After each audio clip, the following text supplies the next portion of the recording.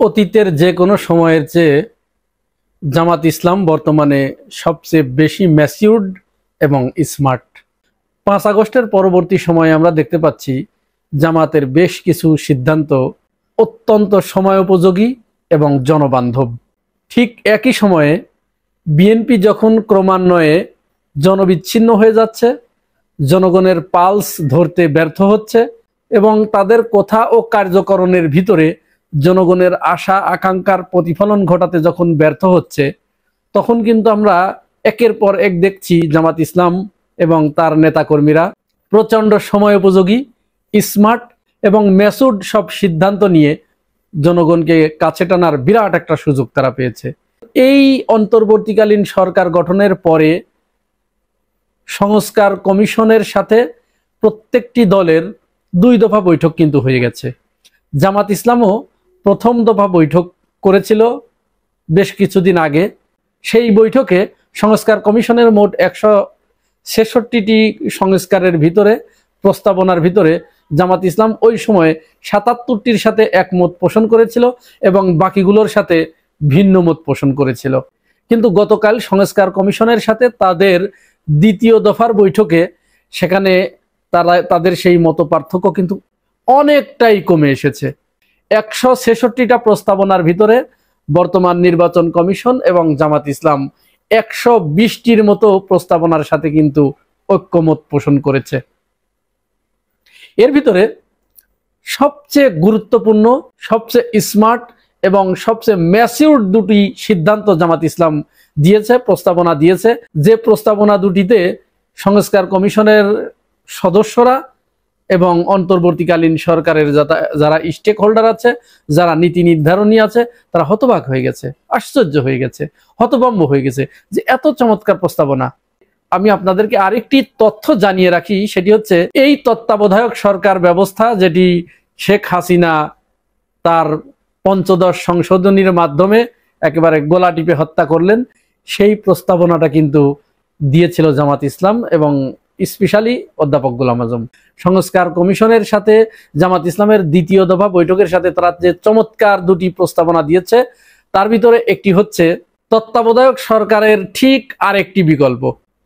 যে তত্ত্বাবধায়ক সরকার নিয়ে এতদিন আওয়ামী লীগ এবং বিএনপির ভিতরে যে মত পার্থক্য তৈরি হয়েছিল তথা সমস্ত রাজনৈতিক দলগুলোর ভিতরে মত পার্থক্য তৈরি হয়েছিল, দীর্ঘদিন কিন্তু এই নির্বাচনী প্রক্রিয়ায় যে তত্ত্বাবধায়ক সরকার বা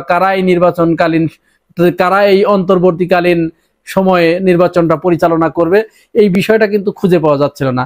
গতকাল জামাত ইসলামের পক্ষ থেকে প্রস্তাবনা দেওয়া হয়েছে অন্তর্বর্তীকালীন সময়ে নির্বাচন ব্যবস্থাটাকে, নির্বাচন প্রক্রিয়াটাকে পরিচালনা করার জন্য, অবাধ, সুষ্ঠু ও নিরপেক্ষ নির্বাচনের জন্য প্রধানমন্ত্রী অর্থাৎ ওই সময় যিনি প্রধানমন্ত্রী থাকবেন এবং বিরোধী দলীয় নেতা অর্থাৎ ওই সময় যিনি বিরোধী দলীয় নেতা থাকবেন এবং সর্বশেষ সুপ্রিম কোর্টের বিচারপতিকে নিয়ে একটি সার্চ কমিটি গঠন করা হবে। সেই সার্চ কমিটির মাধ্যমেই অন্তর্বর্তীকালীন সরকারের প্রধানকে খুঁজে বের করা হবে এবং প্রয়োজনে তারাও এই নির্বাচন ব্যবস্থা পরিচালনা করতে পারেন। চমৎকার, ম্যাচিউরড একটা প্রস্তাবনা, স্মার্ট প্রস্তাবনা। এর চেয়ে ভালো প্রস্তাবনা আপাতত এই মুহূর্তে আছে বলে কেউ মনে করছে না। এরপর আরেকটি চমৎকার প্রস্তাবনা তারা যেটি দিয়েছে সেটি হচ্ছে বিগত সময়ে যেহেতু যত সংস্কার হয়েছে এইগুলো পরবর্তী সংসদ অথবা আদালতের মাধ্যমে সেগুলো বাতিল করা হয়েছে, যেমন তত্ত্বাবধায়ক সরকার ব্যবস্থা শেখ হাসিনা বাতিল করেছে। সুতরাং জামাত ইসলাম এখানে সংস্কার কমিশনকে একটা সুস্পষ্টভাবে এই প্রস্তাবনা দিয়েছে যে এই প্রস্তাবনাগুলো যখন ঠিকঠাক হয়ে যাবে, সমস্ত রাজনৈতিক দলগুলো যখন ঐক্যমত্যে পৌঁছাবে, তখন এটির উপরে একটি গণভোট আয়োজন করা হবে।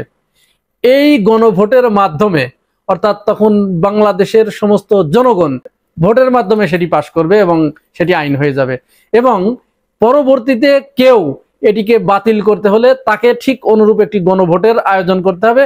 গণভোটে যদি সংখ্যাগরিষ্ঠ জনগণের মতামত উক্ত প্রস্তাবনার বিপক্ষে যায় তাহলে সেটি বাতিল করা যাবে, অন্যথায় বাতিল করা সম্ভব হবে না।